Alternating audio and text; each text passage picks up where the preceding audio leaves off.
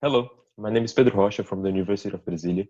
Today I'm going to present to you analysis of the defensive behaviors of Terafosage from the Brazilian Cerrado. However, a quick disclaimer. This video will be divided in two parts. The first part will be the presentation, and the second part will be the examples of the behaviors that we use as variables. If you're only interested in the behaviors, feel free to jump to this time right here.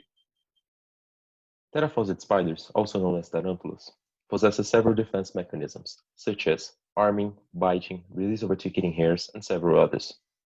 In the Cerrado biome, a savanna-like vegetation from central Brazil, we have 45 different species of Theraphosage.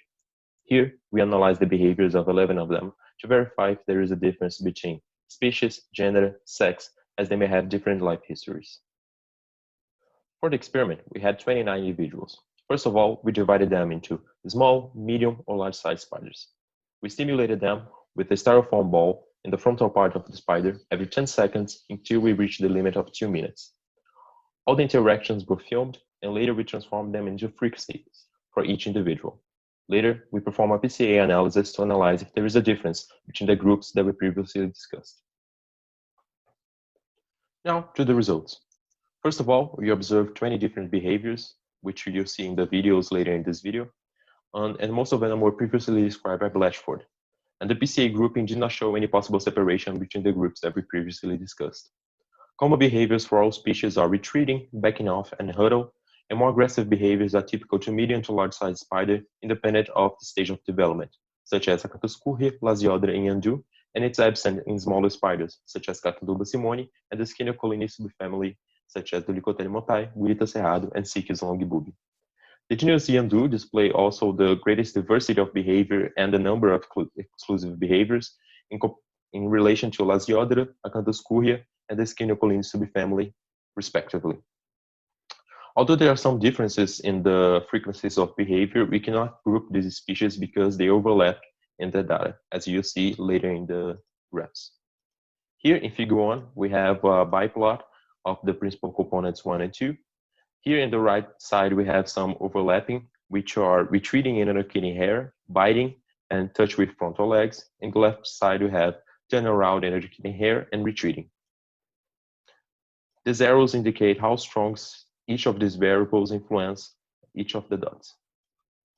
In figure 2, we have some examples of behavior. In 2A, we have huddle. In 2B, we have with arming with P1 and P2. As you can see here, the P2 is elevated. In C and D, we have raising abdomen. And in figure E, we have arming P1 and opening chelicera. Here, in figure 3, we have all the principal component analysis. First of all, here we can see the distribution of the points and the colors represent the species. In figure B, we have the genus. The purple one is Acanthus curri, right here. The orange one is Lasiodra, and the biggest one is Yandu. As we can see, they display the greatest diversity of behaviors as it's very big. The ellipses indicate 95% of the data. And we decided on this graph to group Scineocolini together because we had few individuals. In figure C, we have the PCA by sex. And you can see the females is right here, this pink one. The pre-adult, which are, we can't differentiate the sex yet, but they are big spiders, is the purple one. The green one are juvenile, and the blue ones are male. The male, we only had 2 individuals. That's why we don't have the ellipses to indicate 95% of the data. But we can see that the young ones display a diametrically opposite behavior as the females. This means that the frequency in which juveniles and females display behaviors are different. As we can see here in the biplot, the females are more prone to strike, arming with P1, flipping, and these other behaviors right here, as well as turn around and release of articulating hairs and retreating.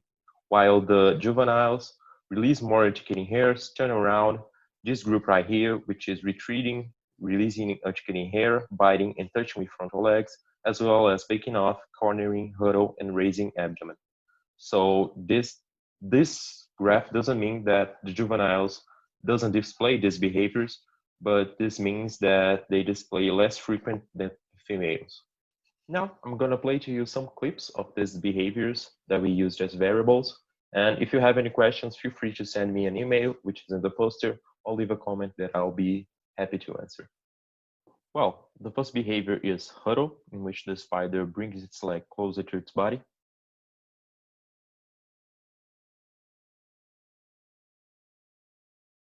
The second behavior is retreating, in which the spider turns around and goes away from the stimulus.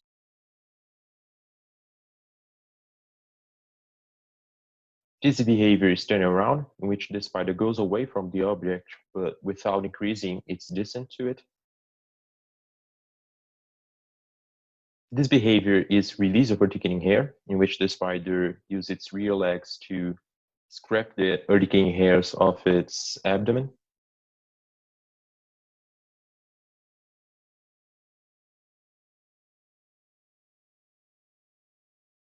This behavior is arming P1 and P2. As you can see, the second pair of legs is also raised.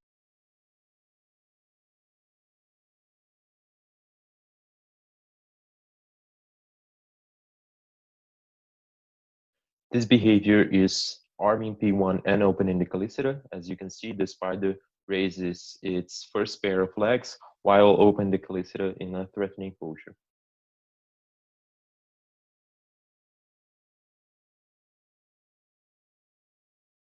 This behavior is arming P1, P2, and opening the chelicera. As you can see, the spider raises the pair of frontal legs while opening the chelicera as well.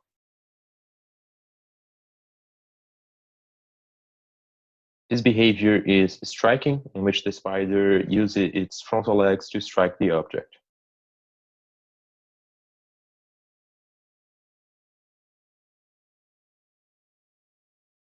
This last behavior is biting, in which the spider uses its chelicera to inflict damage in the object.